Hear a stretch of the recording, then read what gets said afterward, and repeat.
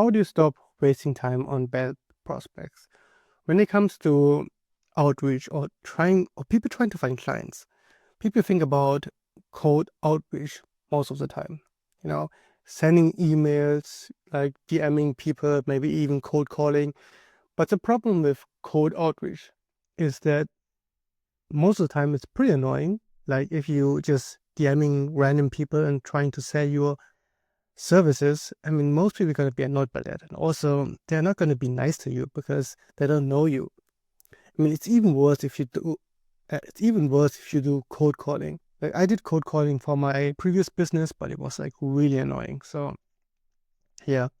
And also, since you get so many rejections, at some point you're just really, really in a bad mood. So if you're actually someone who's able to go through all that trauma, go ahead. But there are actually better ways to do it. Yeah. Also, since we are doing cold outreach, we're just targeting all the people, right? Cold outreach is just about doing a lot of mass, a lot about volume, sending out like thousands of emails per day and trying to find people that actually need your service. So you target a lot of people who actually don't need your work. And you're also going to have low conversion rates. Like if you send 10,000 emails, you might convert 1%, maybe 2%. So also it's not pretty good. Also, if you're just someone who just randomly DMing people and you have like a brand, it's just gonna damage your reputations. I mean, it's gonna look really weird and also a bit, how do I say it? A bit needy. So the thing is, or the ideal word, you want to actually target people who need your solution, right? You want to actually just target and talk to people who need your solutions. Like ideally, you just want to talk to like 10 people and all 10 people buy because they need the things you're actually selling. And yeah, the question now is, how do you even find those people, right? Now, you need to have the idea in mind that not everyone needs your service. You just want to find people who, first of all, they have a need, right? They need your service, but they also have money. So these are like the ideal clients.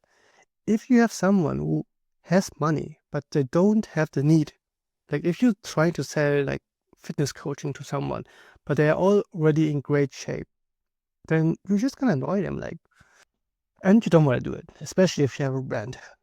Now, if you have someone who has a need, but they don't have the money, most of the time they're actually quite high maintenance clients. They're always asking for more, like especially people who are trying to start out. They're trying to work for free. They're giving advice for free. They are like doing the service for free. And for me, for example, I used to do like web design and I wanted to get some testimonials by giving out free websites. But honestly, it was like the most annoying phase of my life because people just were so slow. They were so slow with just filling out the form, for example. They, in terms of revision, they had so many ideas that they wanted to change, but it was pretty bad. So yeah, you don't want to work with people who don't have any money because they're just so hard to fulfill and too hard to satisfy. And yeah, if you have someone who with no money and no need, yeah, you know what to do. Just ignore him. And yeah, I attached an image. So if you have like a pen you want to sell to someone, but they already have the pen, it doesn't make sense to sell the pen. So yeah. Now, what like how do you actually do it? Like how do you do actually outreach? First of all, you need to select like an outreach channel, right? So a lot of people do Instagram because Instagram is actually quite effective. Facebook's also an option, but the first thing you need to do is you need to optimize your profile, your bio, your banner, because if you talk to someone, like one of the first things you're going to do is just, stalk their profile. You're going to go on their profile, you're going to read what they wrote in their bio, what they're actually up to, and then you kind of have a good rough estimate of that person. If you just like an anonymous account, it's going to be really weird. So now that's one of the first steps to do. The question also is like, what do you even say? What do you even write in your bio? I mean, that's actually just another topic, but right now we're just talking about high-level ideas. So now, one of the better solutions is you actually want to leverage like paid audiences. You want to leverage this paid audiences who are extremely qualified. And with that, it means that you want to have like groups or like, for example, communities. That people actually have like a problem and they're trying to solve the problems while being in a community. Most of the time, when it comes to those communities or groups, they are actually created by someone who is pretty similar in your offer or should be. And they are spending a lot of time, resources, and money on creating those communities. And you can actually just leverage that because finding these people is just difficult, right? You're gonna have like a lead list, you're gonna have some kind of filter, and in the end, you're gonna have like a list of people you actually want to do outreach. But if you find those groups and paid communities, it's gonna be easy because all of these people are actually people who need your solutions. Maybe they don't have the money, but you have to find it out. So, yeah, what can you? For example, if you use like Instagram, on Instagram, people give like posts. Like they send posts and they have like this strategy where you say, hey, if you comment like whatever video or like assets, I'm gonna send you some assets or links, whatever. And most of the people who are commenting below a certain post, they actually have a problem and they're trying to actively solve the problem. And if you're someone who can actually solve the problem, that's like a perfect match. Except, well, you have to find out if there's the money, right?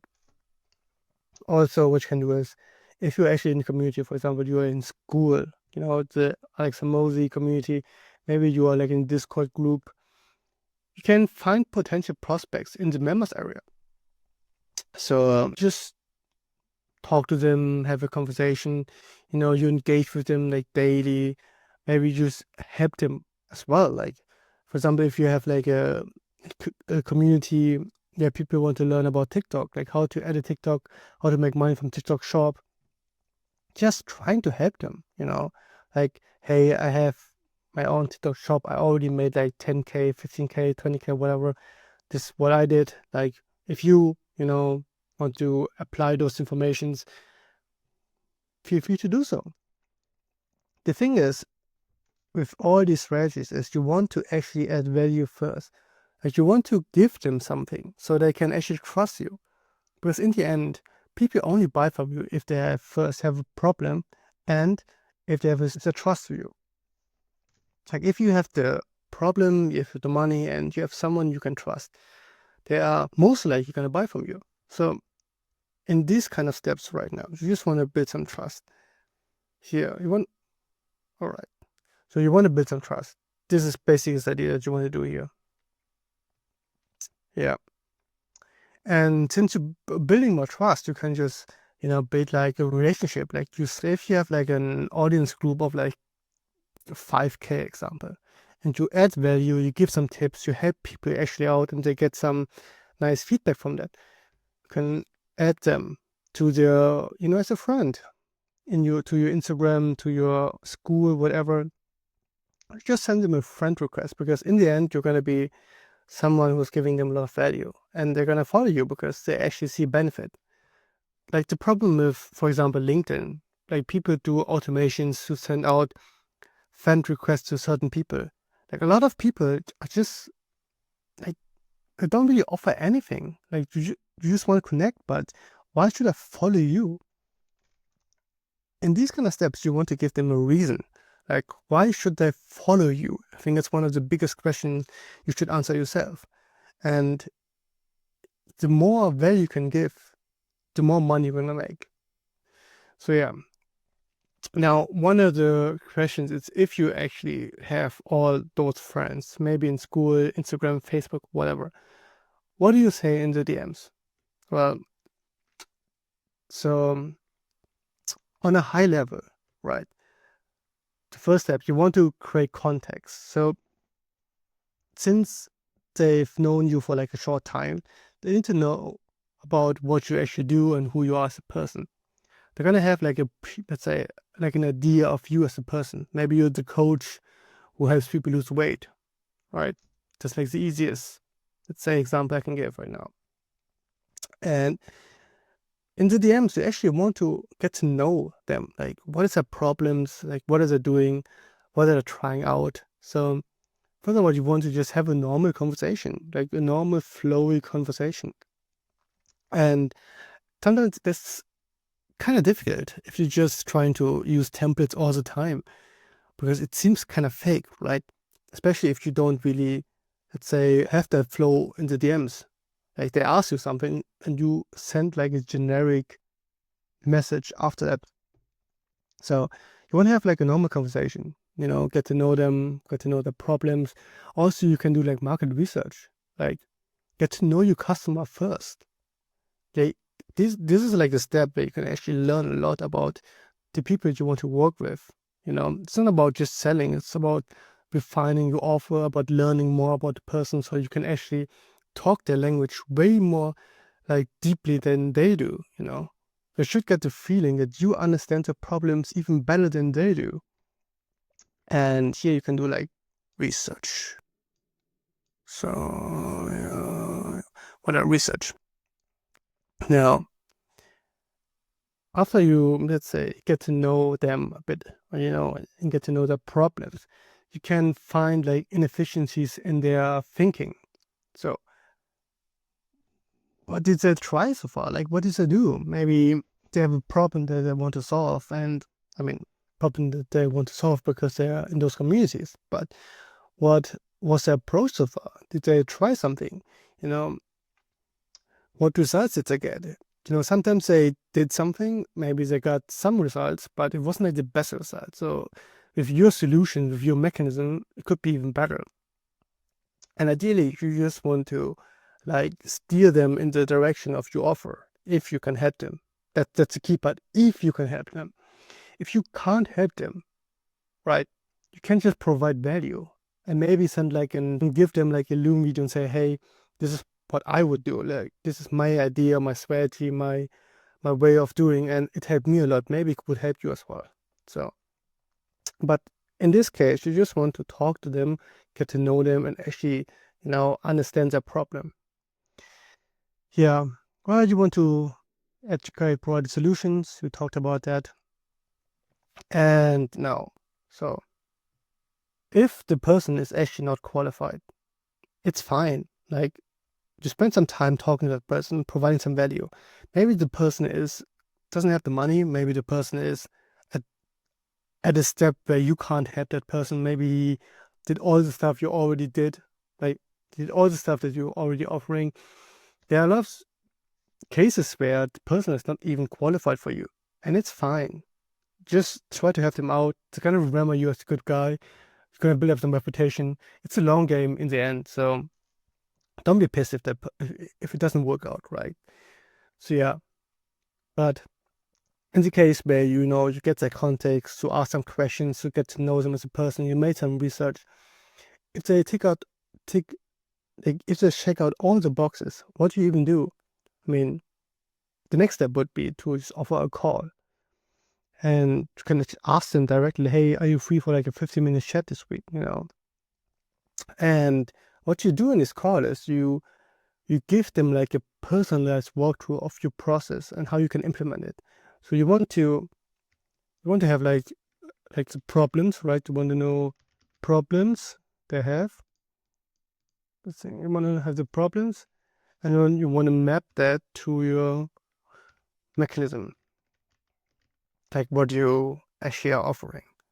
And in that call, you want to kind of map that together. You want to have like, I should get a feeling that you actually listen to their problems and that you're actually the right person for their problem, right? You can offer a solution that is actually tailored to their situation.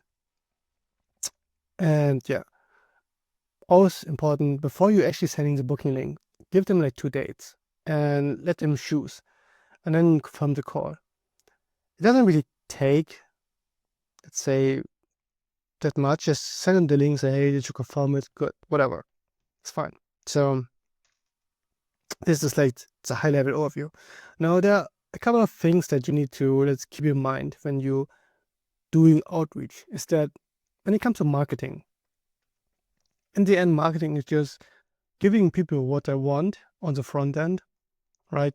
You want to show them the things they're actually deeply desiring.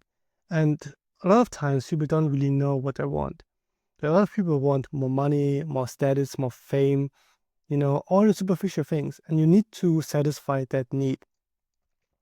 The problem is that it's a different thing when it comes to the things they actually need. So when it comes to like fitness, for example, they're thinking about getting in shape, doing this, being like more attractive, getting more attention from the opposite sex, whatever. But the things they actually need, like eating in a calorie deficit, moving more, these are the things you don't talk about in your marketing.